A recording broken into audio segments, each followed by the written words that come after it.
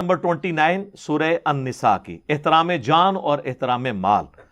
یا ایھا الذین آمنوا لا تأکلوا اموالکم بینکم بالباطل، اے اہل ایمان مت مال ہڑپ کرو ایک دوسرے کا باطل طریقے سے،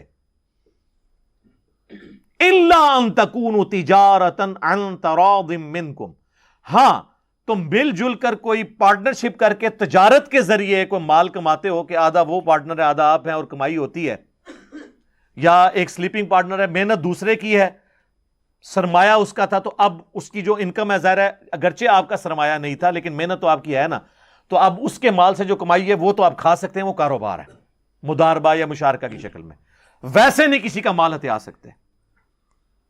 وَلَا تَقْتُلُوا أَنفُسَكُمْ، اور مت اپنے آپ کو قتل کرو۔ یہاں اپنے آپ سے مراد ہے کہ ایک مسلمان کو مارنا گویا اس نے اپنے آپ کو ہی مارا ہے، اس نے اپنے معاشرے کا قتل کیا ہے، یعنی ایک دوسرے کو قتل مت کرو۔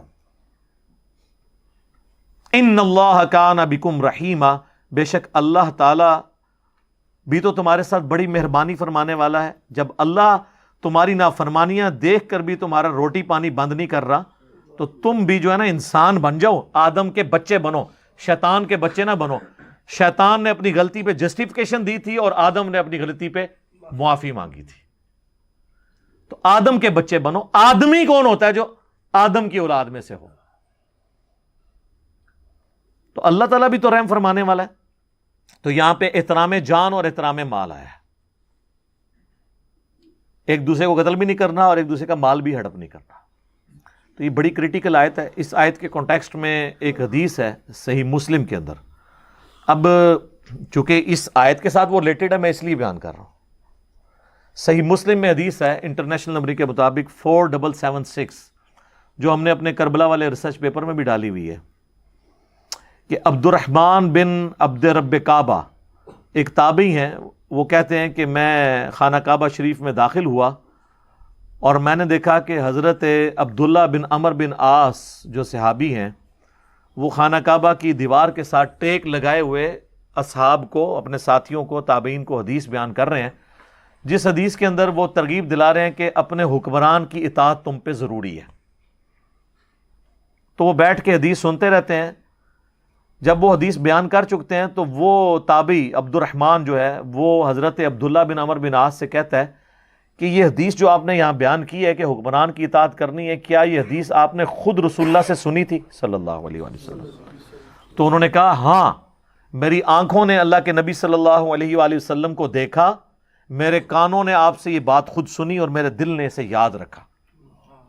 اچھا، تو وہ کہتا ہے کہ آپ تو ہمیں یہ کہہ رہے ہیں کہ حکمران کی اطاعت کرو ہر حال میں، جبکہ آپ کے چچا کا لڑکا معاویہ ابن ابی سفیان جو اس وقت کے حاکم ہیں، ہمارے امیر ہیں، وہ تو ہمیں حکم دیتے ہیں کہ ہم ایک دوسرے کو ناحق قتل کریں اور ایک دوسرے کا مال حرام طریقے سے ہڑپ کریں، اور اللہ قرآن میں کہتا ہے، یہی آیت پھر انہوں نے پڑھی، لا تأکلوا اموالکم بینکم بالباطل الا ان تکونوا تجارۃ عن تراض منکم ولا تقتلوا انفسکم۔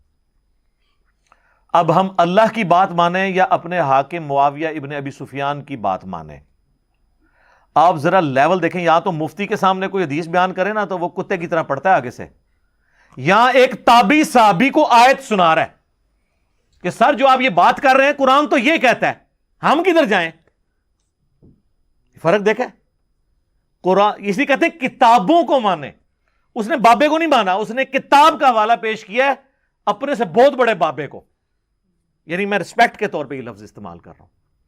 انہوں نے بھی آگے سے نہیں کہا تم توہین کر رہے ہو، تو وہ خاموش ہو گئے، اپنا سر جھکا لیا۔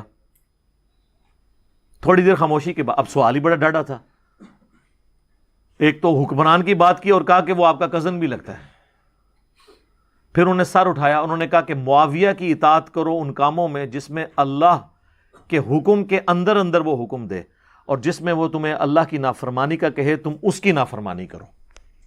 یہی ایٹیچیوڈ ایک مسلمان کا ہونا چاہیے، اور یہ صحابہ کا ایٹیچیوڈ تھا۔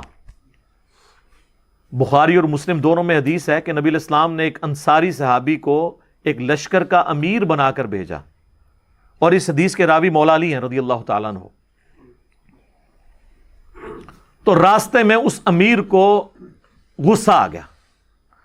غصہ آیا تو اس نے ایک لکڑیوں کا بہت بڑا الاؤ جلایا, بہت بڑا لکڑیوں کا آپ سمجھ لیں گٹھا جمع کر کے اس کو آگ لگائی, اور اس نے کہا کہ دیکھو نبی علیہ السلام نے مجھے تمہارا امیر بنایا اور امیر کی اطاعت واجب ہے. بخاری مسلم میں حدیث ہے نا کہ جس نے میرے بنائے ہوئے امیر کی اطاعت کی اس نے میری اطاعت کی, اور جس نے میری اطاعت کی اس نے اللہ کی اطاعت کی, اور جس نے میرے بنائے ہوئے امیر کی نافرمانی کی اس نے میری نافرمانی کی, اور جس نے میری نافرمانی کی اس نے اللہ کی نافرمانی کی. تو اس نے کہا کہ میں تمہارا امیر ہوں اور میں تمہیں حکم دیتا ہوں کہ تم اس آگ میں چھلانگ لگاؤ. یعنی غصہ ٹھنڈا کرنا سی, انہوں نے وہ آگے سٹ رہے. اب وہ تو جناب آگے کو مخلد تو نہیں تھے نا سر, وہ یہ تو نہیں کہتے تھے کہ مفتی صاحب نے فرما دیا لاؤ چھال. انہوں نے کہا کہ بڑا پیارا جملہ بولا, انہوں نے کہا ہم تو آگ سے بچنے کے لیے ہی رسول اللہ کے دین کو قبول کیا تھا ہم نے, اور تم ہمیں آگ میں پھینک رہے ہو. ہائے ہائے ہائے. آج کوئی یہاں تو لوگ پیروں کے کہنے پہ بچے ذبح کرتے ہیں. چلے بچے ذبح کرنا تو آپ کو یعنی ایک دم لگتا ہے کہ بہت بڑا جرم ہے. اس سے بڑا جرم یہ ہے کہ پیروں کے, بزرگوں کے, مفتیاء کے, علماء کے کہنے کے اوپر لوگ سنت کے مطابق نماز پڑھنے سے ڈر جاتے ہیں, رسول اللہ کا طریقہ چھوڑ دیتے ہیں, لیکن وہ ہمیں نظر نہیں آتا.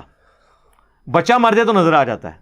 انہوں نے آپ کا ایمان بھی قتل کیا ہوا ہے, وہ ایمان ہم قتل کروا لیتے ہیں. وہ ٹھیک ہے جی, وہ جانے انشاءاللہ تعالیٰ وہ سنبھال لیں گے. وہ کہ تساں بن گئے تو ہم نال ہی لے کے جان گے جتنے انہوں نے آپ جانا ہے. ٹھیک ہے نا جی.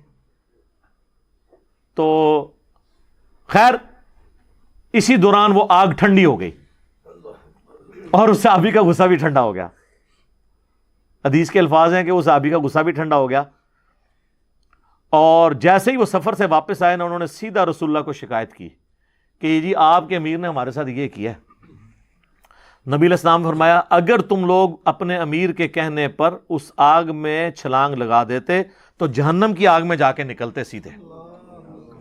اس سے یہ بات پتہ چلی کہ امیر, مفتی, بزرگ اگر کوئی صحابی بھی ہو اور وہ قرآن و سنت کے خلاف چلنے کا آپ کو کہے تو آپ نے نہیں ماننا. یہ ہے اس میں سے میسج. آپ نے اس کو یہی کہنا ہے کہ کتاب و سنت کو میں نے فالو کرنا ہے. اور اس حدیث کے آخر میں الفاظ ہیں, نبی علیہ السلام نے فرمایا کہ اللہ کی اطاعت کے اندر ہی کسی کی اطاعت کی جا سکتی ہے, اللہ کی نافرمانی میں مخلوق کی اطاعت جائز نہیں ہے. یہ سورہ لقمان میں بھی آیا نا, اللہ تعالیٰ نے فرمایا کہ اگر تیرے ماں باپ بھی تجھے کہیں نا کہ تو میرے ساتھ شریک ٹھہرا تو تو نے ان کا حکم نہیں مانا. حالانکہ ماں باپ کا درجہ اس کائنات میں اللہ رسول کے بعد سب سے بڑھ کر ہے کسی ایک انسان کے لیے حقوق کے اعتبار سے, لیکن وہاں کے وہاں میں نہیں. ایک اور حدیث ہے بخاری اور مسلم میں کہ مخلوق کی اطاعت معروف میں ہے, منکر میں نہیں ہے. بھلائی کے کاموں میں ہے, برائی کے کاموں میں نہیں ہے. اور یہاں پہ لوگ جو ہے نا وہ ان کو قرآن و سنت سے کوئی بات بتا بھی دیں وہ کہتے ہیں نہیں انہوں نے فرما دیا. یہ سر یہ جو سلوگن ہے نا کہ مرنے سے پہلے اے مسلمان کر لے اس پہ غور, کتابوں کا خدا اور ہے بابوں کا خدا اور, اس کے بغیر چارہ نہیں ہے. کیونکہ بابے تو اپنا اپنا کام ڈالیں گے, بابوں کے شر سے بچنے کے لیے کتابوں سے جوڑنا پڑے گا, اور کتابوں سے آپ جوڑیں گے تو بابوں کے شر سے خود بخود بچ جائیں گے. اصل چیز یہ ہے کہ, اور پھر یہ بات لاجیکل بھی ہے, یہ بابوں کی عزت کیوں ہوتی ہے؟ اس لیے کہ یہ کتاب اللہ اور سنت پہ چلنے والے ہیں, اور اگر آپ کو بھی یہ چلنے سے روکیں تو پھر لا نہیں لینا چاہیے, بجائے ان کی عزت کرنے کے. عزت کی بنیاد ہی یہی تھی نا. عزت کی بنیاد کیا تھی کہ یہ جی قرآن پہ اور حدیث پہ چلتے ہیں, اور جو یہ کہ قرآن حدیث ڈائریکٹ نہ پڑھو گمراہ ہو جاؤ گے, پھر اس کے ساتھ کیا کرنا چاہیے؟ اکرام مسلم اس کا کرنا چاہیے نا. تو یہ جناب بڑا تلخ معاملہ ہے, لیکن میں نے اس کو اس لیے اس حوالے سے ایڈریس کیا تاکہ آپ کو یہ معاملات سمجھ آ جائیں کہ اطاعت امیر کی اس وقت تک ہے جب تک کتاب و سنت کے دائرے کے اندر ہے. اللہ تعالیٰ سے دعا ہے جو حق بات میں نے کہی اللہ تعالیٰ ہمارے دلوں میں راسخ فرمائے. اگر جذبات میں میرے منہ سے کوئی غلط بات نکل گئی تو اللہ تعالیٰ ہمارے دلوں سے معاف کر دے, ہمیں کتاب و سنت کی تعلیمات پر عمل کر کے دوسرے بھائیوں تک پہنچانے کی توفیق عطا فرمائے. سبحانک اللہم و بحمدک اشہد ان لا الہ الا انت استغفرک و اتوب الیک وما علینا الا البلاغ المبین. جزاکم اللہ خیرا.